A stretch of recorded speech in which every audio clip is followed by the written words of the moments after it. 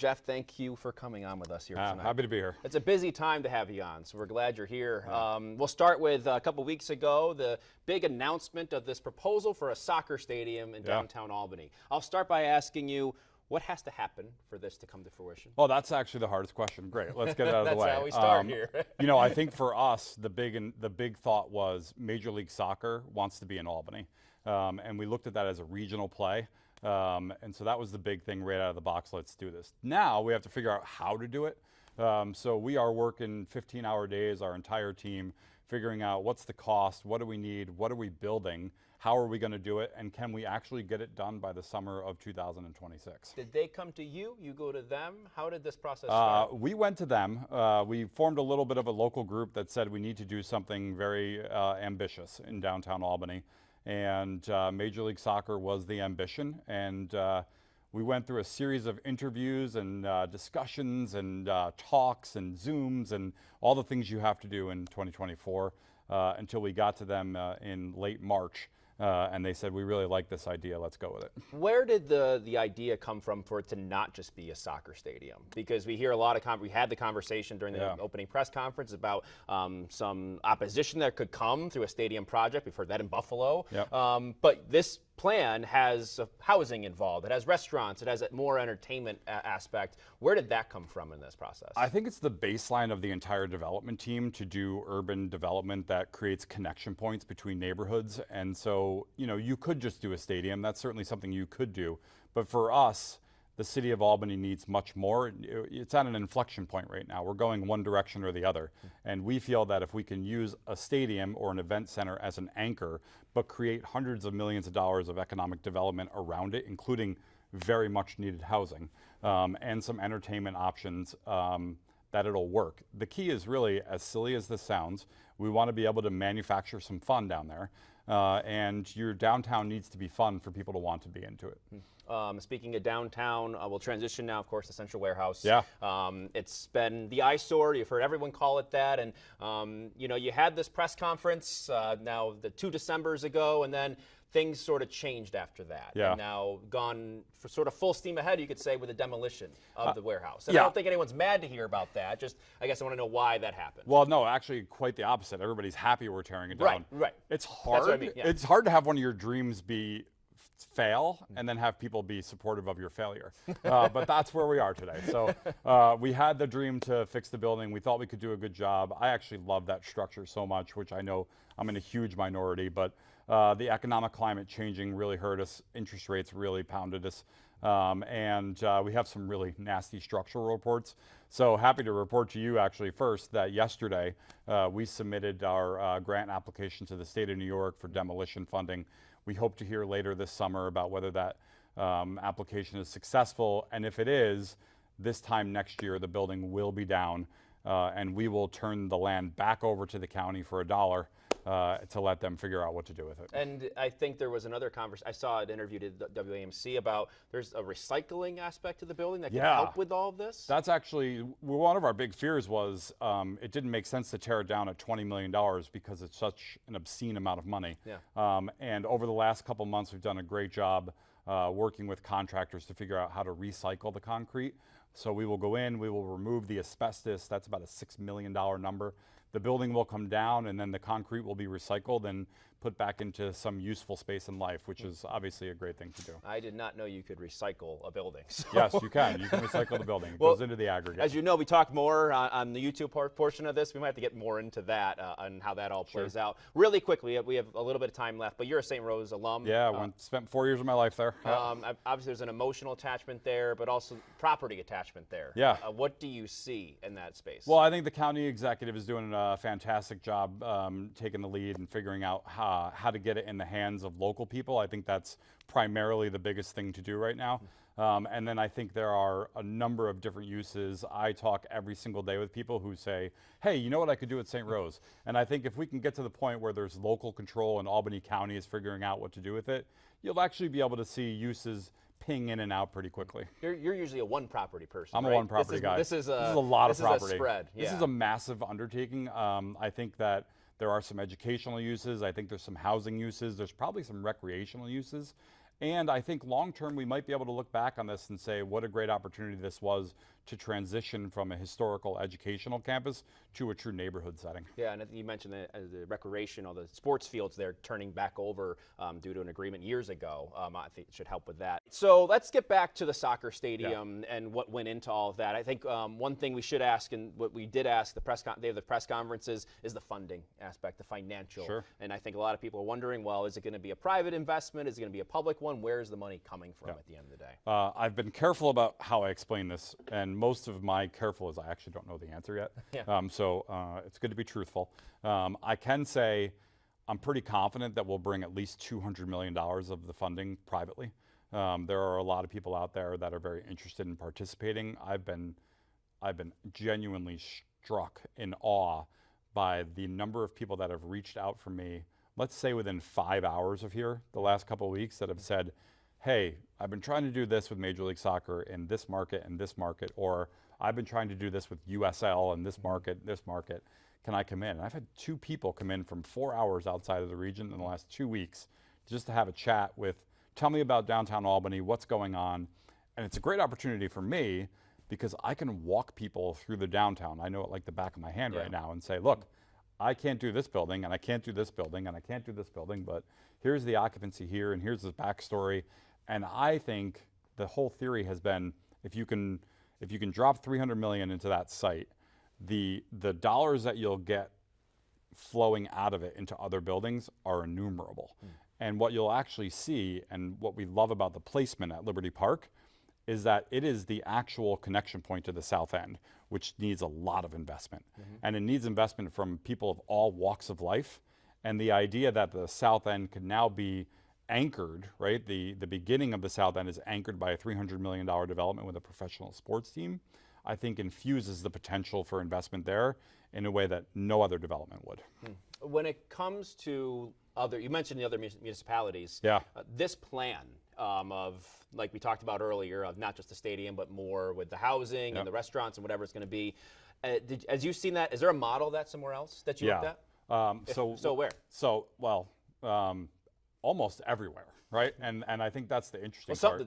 Well, I guess we know the places where it hasn't worked. Yes. Right? Because those are the headlines. Because I've seen, you look at PPL Park, it used to be called PPL Park down in Philly, where the United play. Yep. I've done stories or looked into that, and they put that place, and it's dead around there now. Yeah. Like, that's an example of where it hasn't worked, because all they put was a stadium up. So, thought, that's going to change the area. That's the key. You can't just do a stadium, right? It just can't be a stadium. So let's talk about the genesis of this idea.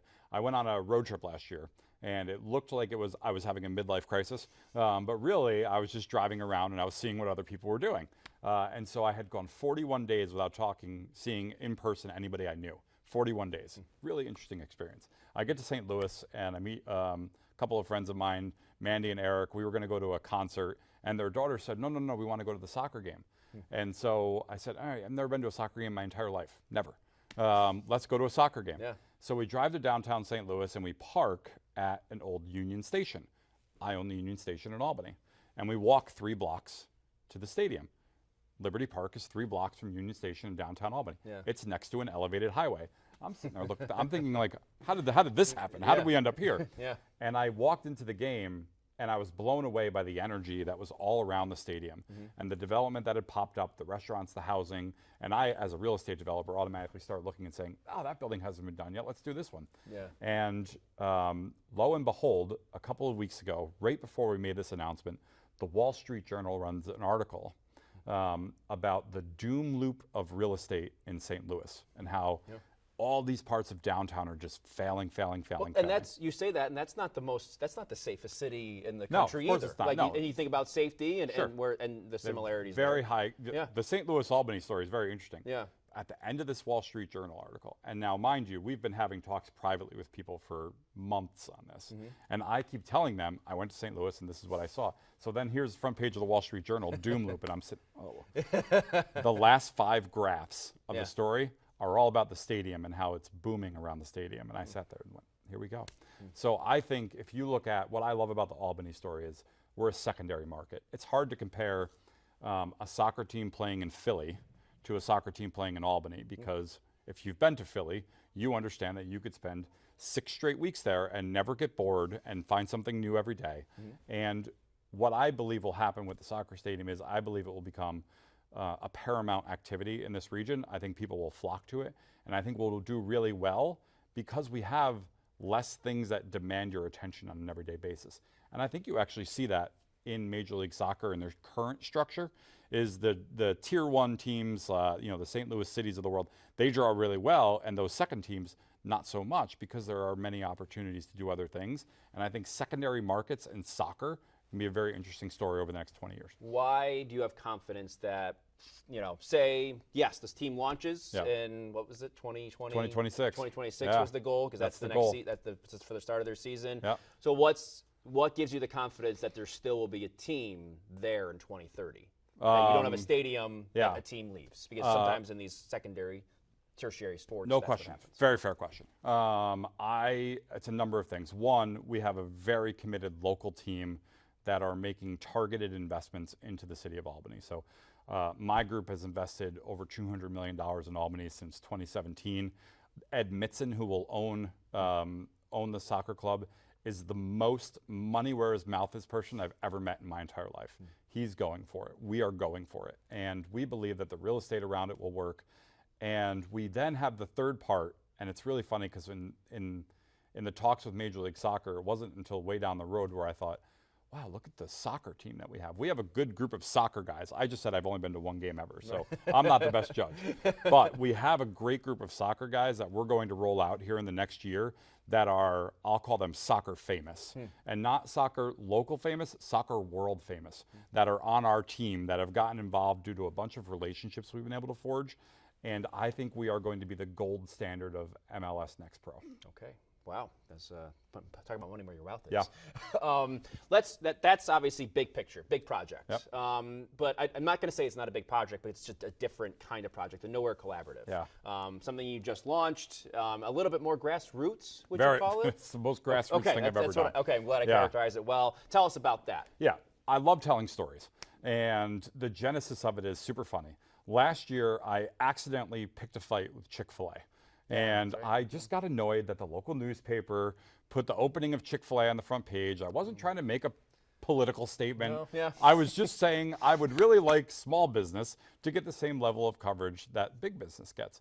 And so on a whim, we gave away 100 free chicken sandwiches. The same newspaper, the Times-Union, put that on the front page, which was very nice. And we had this giant line. But what was interesting, we did it in 2 separate places, is the weeks after, the business at those 2 restaurants boomed. It went through the roof. Yeah. They had their best weeks ever. Yeah. And I sat there and thought, how interesting that just this being in the view shed of people, right? People reading about The Nest and people reading about Take Two Cafe in Schenectady drew more people to them. And, I have a very long-standing history in small businesses. We have over 50 small commercial tenants. Yeah. And I know none of them have marketing budgets. Right. I do a lot of work with nonprofits. None of them have marketing budgets. I do a lot of work with municipalities. None of them have marketing budgets. So I thought, let's create a marketing company and target the people who have no money. So my idea, I have no idea how to make any money. I have no idea how to monetize it, but I know that it's needed. We did our first event last week in Schenectady. We held a Mario Kart tournament at a barcade in Schenectady. We had hundreds of people show up. We did an NCAA bracket style. We gave away $2,000 in prize money. It was free to enter. Yeah. We had people of all ages show up. Yeah. We actually had an 8-year-old win his first round matchup against a 40-year-old. Very amusing. And Mario Kart's like that. Mario Kart's like that. And then we had, there were people in the room cheering for each other, screaming and yelling. And most importantly, we asked people who entered, have you been here before? This is a small business, right? 3,000 square feet. This is what they do. They serve vegan food. They have a full bar. And 90% of the people had never been there. So we were able to bring people in. Certainly it had a cost associated with it, but I think long term, really what it is can we get people to go back to real life? Because I think we're still stuck in this COVID doom spiral ourselves of, we live in a very parochial place. I feel like since COVID, we have become a siloed place. And it feels like Troy is Troy and Clifton Park is Clifton Park and Albany is Albany. And we need to get people crossing rivers and interacting with our cities again. How did you get, what did you do that the restaurant could not do? to market and get that many people there? What was the difference? Nothing other than I have a pretty good following on social media. I've done some weird things in the past that have allowed people to kind of glom on to the stories that I tell. I think people appreciate how I tell the story because it's always people first. And when you say you're going to do something, if you do it well enough, people are going to support you. So I put the money up to have the tournament. That's why everybody showed up for the Mario Kart tournament. Yeah. Okay. Money helps. So the money helps, and I think it's just if we can keep doing stuff like that, great. This is you started doing the next good thing a few years ago. Yeah, that's what I mean. I've done weird things. Is this an iteration of that? This or is an iteration of it. Yeah. Takeoff. Yeah. No, I think it's an iteration of it. That was the hardest thing I've ever done. Actually, I've done about almost $300 million in real estate development. That Do the Next Good Thing project, the hardest thing I've ever done. Why? Because I did it every day, and I committed to going out every single day and meeting a random stranger in the street, telling them their story. Again, we had the hook because I gave them $100 at the end of it. Right. But they didn't know that when they were talking to me. So to have 365 consecutive heartfelt stories, like heart-wrenching stories. Yeah.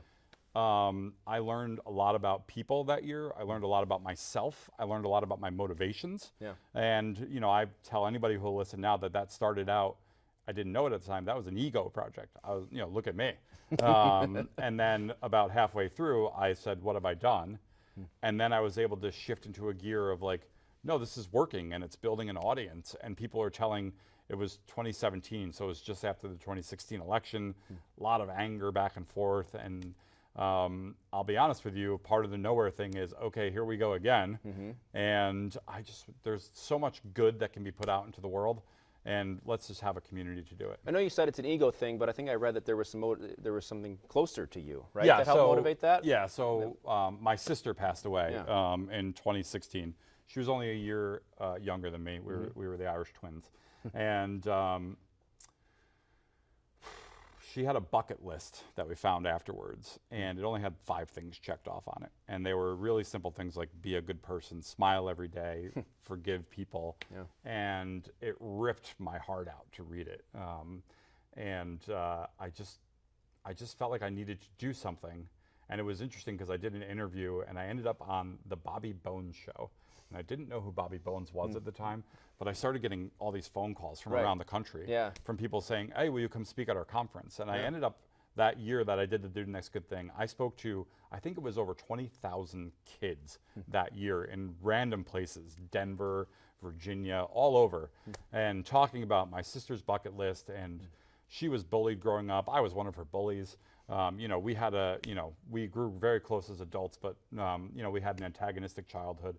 And you have to learn lessons in life. And I think if you're able to talk to people about the lessons you learn, that's where you build bridges, and that's how we have a stronger community. All right, so 365 people. You remember, is there one story that you remember? I met a woman in Schenectady. I can't remember her name right now, but I think it's the one that affected the most people. And I walked out of my apartment building, and it was 5:30 in the morning, and walked up to her, and I said, hey, how you doing today? And she looked at me like, who are you? And she said, do you have a cigarette? And I said, no, I don't. And she goes, well, how about $1? And I said, I have $1, but can you talk to me for a little bit? And she goes, well, I'm walking to the Mission to get some food. So if you want to walk with me, sure. And she had just gotten out of jail the night before. She was in county jail, I believe, for forging a check. And we just started talking, and she was telling me all about how she wanted to move to Atlanta because that's where her family was. She didn't have any money. And at the end of it, I said, here's my phone number. And she was on probation, and she needed to do 6 months of probation. And I gave her $100, and she didn't really believe it. She only wanted $1. And I said, yeah, this is all I have. And I said, give me your number. And when you're through probation, like, I will get you to Atlanta. Like, we'll make that happen. And when I published that story, I think part of it was she was dragging a suitcase and had just gotten out of jail. And this was her existence, right? They let you out of jail, and she knew to go to the Mission to get breakfast, but then she was lost. Yeah. She had nowhere to stay, and she wasn't sure what to do. And I think that there are so many people that have to go through experiences like that in our community, in our hyper-local Albany, Schenectady, Troy community. And everybody always asks, and I'm sure if I didn't steal the thunder here, you probably would do the follow-up, did you ever see her again? And I didn't. I never saw her again. And I gave her my number, and to this day, I think about this woman often because we had such a good half hour together, right? 5:30 in the morning to 6 a.m. So when you're, and trying to run a business at the same time, and by 6 a.m. that's your day, it just gives you a different perspective. Yeah, but at the same time, every time you tell the story, people meet her again. People, right? That's people great. Feel it's that a again. Great way to put it. And yeah, I no matter where she is, no matter where she is, right? Yeah. And who knows like what happened, right? Yeah. I have no idea. And there's a piece of that in me that said, I want to do that again. So we'll see. Yeah, that's powerful. All right, I'm curious because you talk about Schenectady, Albany, Troy, where you've done a lot of your investing. Yeah. Do you have? I guess I want to ask what's your favorite or what's People the best ask me one. my favorite all the time. I mean, can you answer that not politically or not without rubbing Kathy Sheen, Gary McCarthy, or so it genuinely Carmela the wrong way? It depends on my mood, right? I grew up in Troy, so I always have an affinity for that place. Troy's the toughest one to love because I worked so long there that there's and it's also everything in Troy's a blood sport, right? Like everything is a blood sport, which is so amusing to me. So I love Troy, right? Yeah. And then Schenectady was the place that Schenectady really believed in what I was selling first. Yeah. And Metroplex and Ray Gillen were the first people that were like, we like that and we're going to go with it. And they gave me the ability to do a project that elevated my status in the region to a place of, oh, this guy can do this. Yeah. So you have the affinity, and Schenectady is booming, right? Like it's a cool, fun, funky place. And I'll say the best thing about Schenectady is the people of Schenectady. Far and above every other place, the people who live in Schenectady and the surrounding suburbs and rural, they support the city of Schenectady in a very, very real way. And I'm talking, I know my tenants' numbers, I see how people do. Schenectady is legit when it comes to supporting the community. And then there's Albany, where I've invested my life, right? Every dime I've ever made is invested in the city of Albany. And I never was going to do that. It wasn't, in fact, I argued with people in Albany for years, you don't need me here, you have other things going on, it's fine. And myself and my two partners got together and said, let's go do something big. And we went for it in downtown Albany. There's a pluckiness about downtown Albany, and it's had a rough go of it. I think when you look at our region and you realize the general attitude of people is, I have a friend, Maureen, who says, we have a 6th grade self-esteem problem here. We can't get out of our own way a lot of the times. Yeah. And I don't think that the people are actually to blame. We have a 50-year disinvestment cycle here, right? Our 3-legged stool, the economy is very strong, right? But it's government, it's healthcare, and it's higher ed. They're all nonprofit. And when your 3-legged stool is all nonprofits, you have good jobs and you can have a sustained life. But it's hard to grow when people aren't making money. And so I think we've just seen a lot of promises, which is hard when you make it a soccer announcement, right? Here's the truth. I'll tell you a truth. I woke up at 4 a.m. the day after we made the soccer announcement. And in my head, the only thought I had was, what have I done? And I texted my buddy Chris, who's my partner on this, and I said, I woke up at 4 a.m. and I thought, what have we done? And he wrote back, I woke up at 2 a.m. and thought, what have we done? Because you're feeding people hope.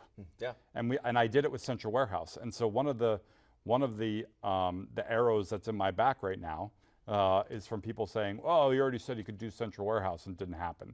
And it's best to just take it. I think the Central Warehouse coming down is a win, and that's fine. But you have to be careful not to lie to people. And so when you go out and you say we have the soccer announcement, to me the message is, guys, yeah, I think we can do the soccer thing. Yes, I think we can do the housing. I think we can do the restaurants. But you know what the important message is? Major League Soccer likes us. They like us. You think we're pretty. And we're missing that in Albany.